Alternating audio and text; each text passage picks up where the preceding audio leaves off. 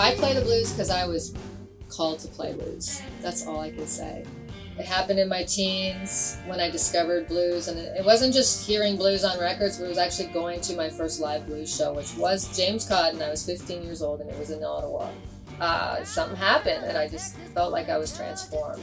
A lot of people think, blues, that it's just sad music, or it's just this, or it's just for old people, or it's just for guitar lovers, or it's just, they always have these preconceptions, but blues is very vast, and there's blues for everybody, and blues can resonate with you when you least expect it.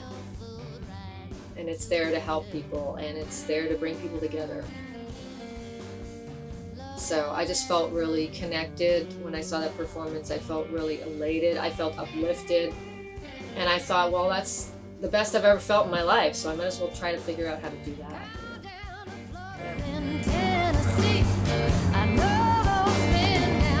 James, slow the fuck down. Driving too fast, it's scaring me. I'm hungry and I want some frog legs.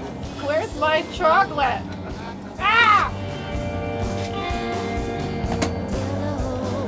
Now!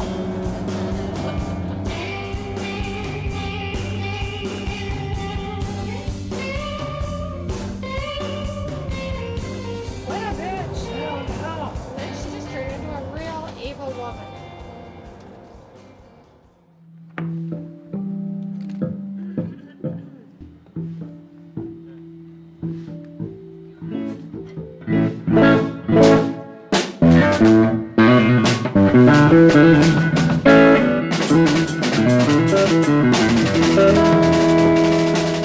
Well, I hope you like work, because that's what you're going to get. A lot of work. It's a lot of work. So if you like work, which I do, I love to get up with a purpose. I mean, I love to play my guitar, but there's so many more aspects to this job that playing the guitar almost seems like sometimes the smallest thing I get to do now. We should have set lists. Yeah. Hey, Michelle, do you want to print up set lists? It's all two. And it's the same set we've been doing, minus Boogie Real Low, I think. Okay. And there's another one. That set I gave you, you got a picture of it? Take the two off. The two off that are marked. Okay. Rig rundown for the Elmo show. I'm using a Fender Twin Reverb and a Fender Bassman 410 59 Bassman reissue. So I'm using both those amps. I haven't decided which is going up and which is coming straight out. I'm still messing with the direction of them. We're just kind of messing around with blending them and the positioning of them. Got to get that big tone. So I don't use a lot of pedals as a rule. Not a lot of boxes, just a lot of amp volume. That's what I go for. Keep the stage really clean.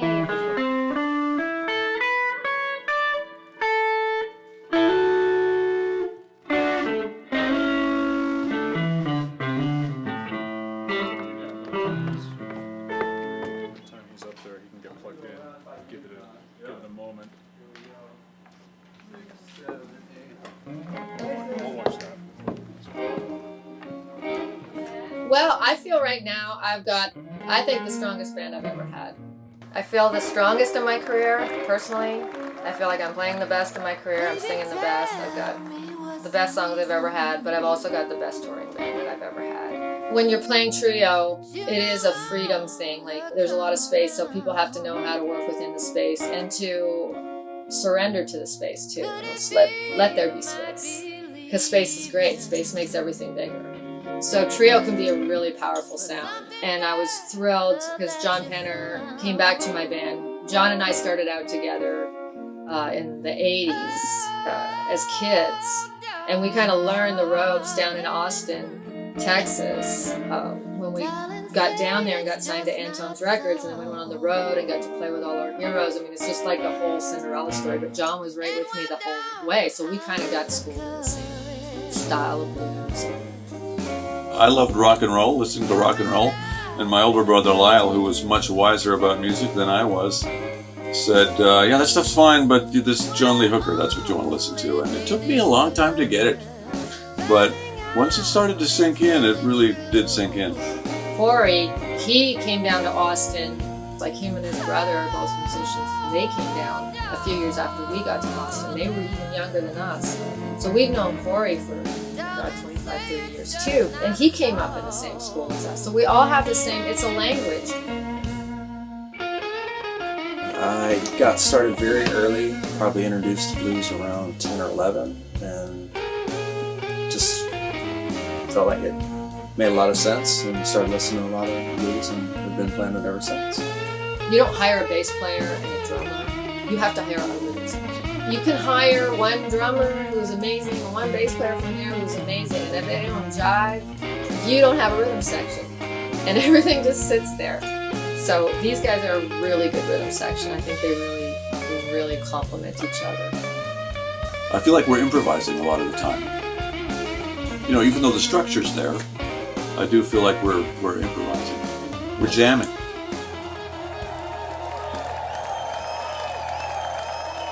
Fall back in Soundcheck. I just like play like And a in terms of robot. your vocal sound, I've got a little bit of delay and a little bit of reverb, but it's not like Celine Dion. I just got it. just a bit. It's not something like a totally dry.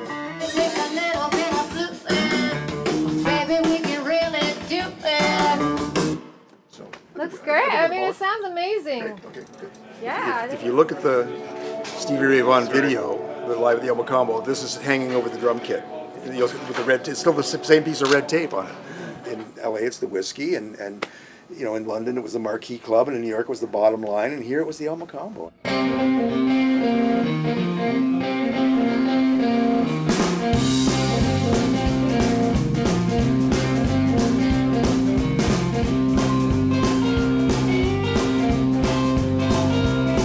My baby used to call me, tell me pretty things.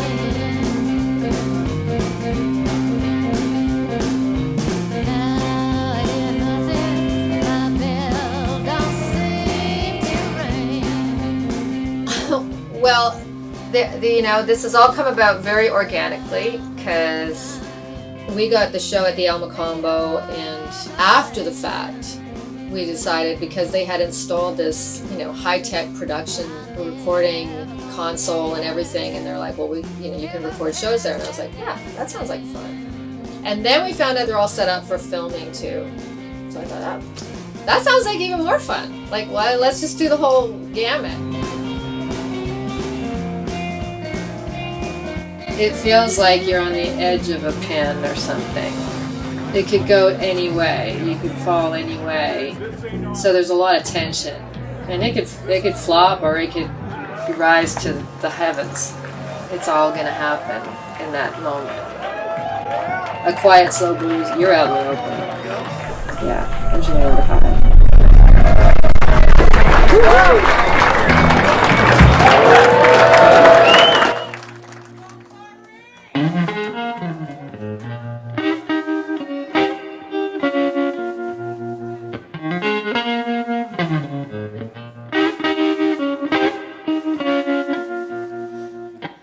Tell me what's the reason